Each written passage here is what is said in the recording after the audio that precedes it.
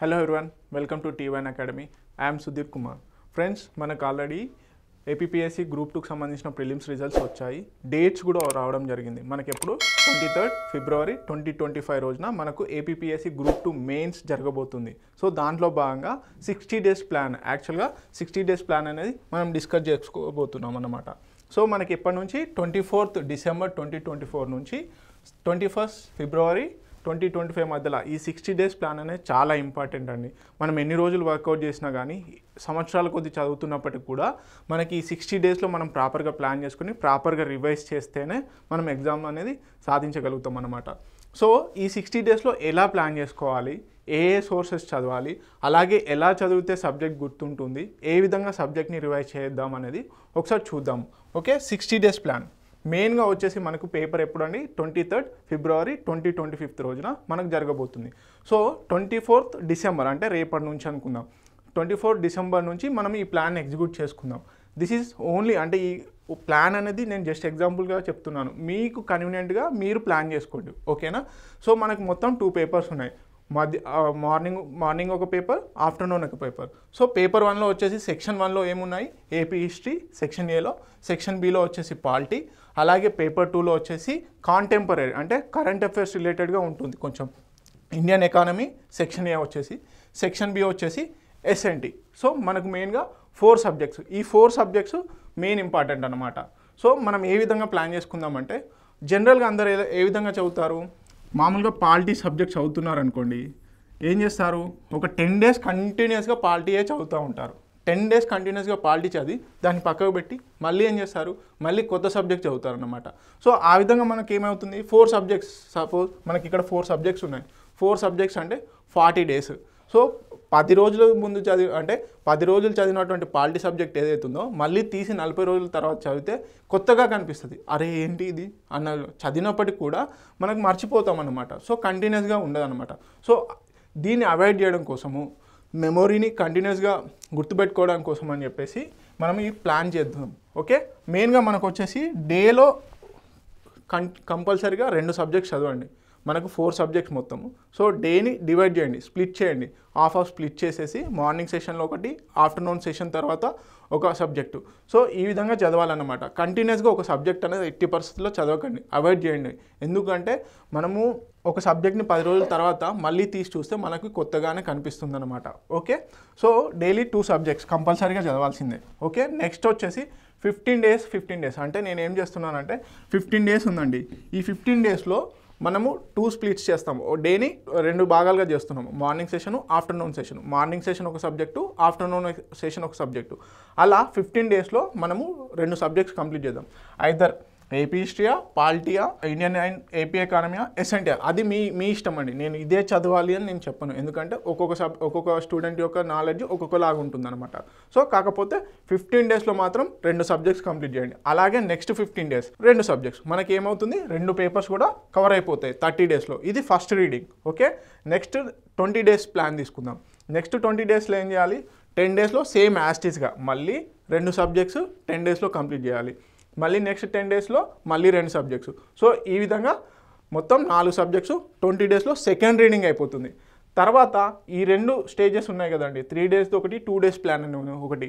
So ఇది మీ ఇష్టం. కాకపోతే నేనేం చేశానంటే ఎక్కువ రీడింగ్స్ ఇస్తే మనకి ఏమవుతుందంటే రిటెన్షన్ పవర్ పెరిగి అక్యురసీ, పేపర్లో మనము ఎంత చదవమనే కంటే మనం ఎగ్జామ్లో ఎంత అక్యురసీ మెయింటైన్ చేసామనేది చాలా ఇంపార్టెంట్ అనమాట. So 3 days plus 3 days, 3 daysలో 2 subjects revise చేయాలి, మళ్ళీ 3 daysలో 2 సబ్జెక్ట్స్ రివైజ్ చేయాలి, అలా 6 days.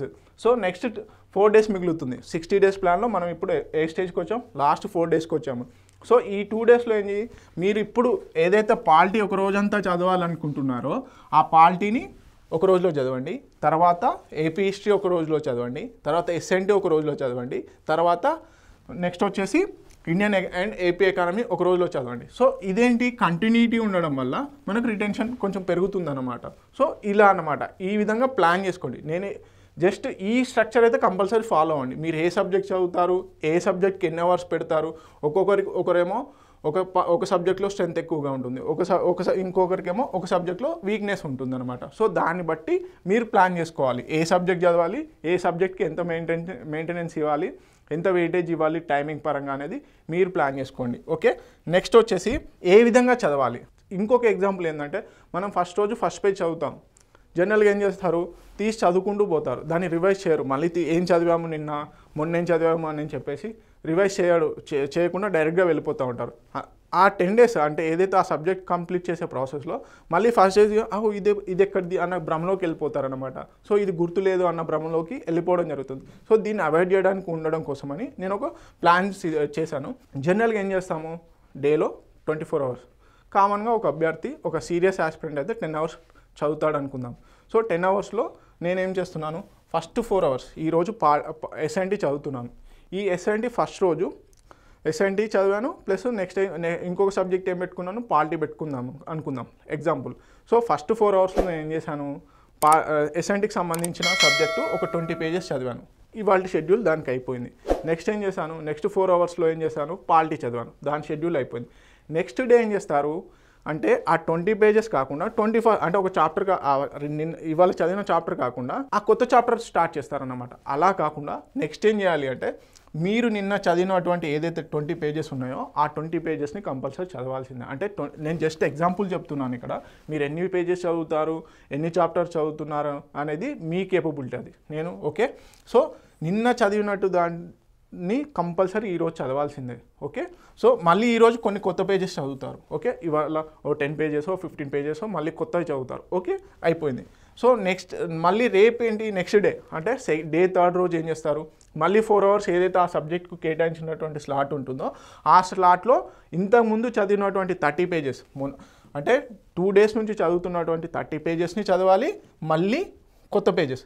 సార్ ఇక్కడ 20 pages చదివారు, మళ్ళీ ఇక్కడ 30 pages అవుతుంది కదా అంటే అవుతుంది. ఎలా అవుతుందంటే మీరు ఫస్ట్ డే చదివినప్పుడు ఆ 20 pagesని అండర్స్టాండ్ చేసుకోవడానికి టైం పడుతుంది. సో అక్కడ 4 hours పడుతుంది. కానీ డే సెకండ్ రోజు అండర్స్టాండ్ చేసుకొని అర్థం చేసుకొని దాన్ని మెమరైజ్ చేయడానికి ఆ టైం అనేది రెడ్యూస్ అవుతుంది. ఆబ్వియస్లీ రెడ్యూస్ అవుతుంది. కొన్ని ఇంపార్టెంట్ పాయింట్స్ హైలైట్ చేసుకుంటారు, వాటిని మాత్రమే రివైజ్ చేయడం జరుగుతుంది. సో ఈ విధంగా ఇక్కడ తొందరగా అయిపోయి మళ్ళీ కొత్తగా చదువుకోవడానికి టైం దొరుకుతుందన్నమాట.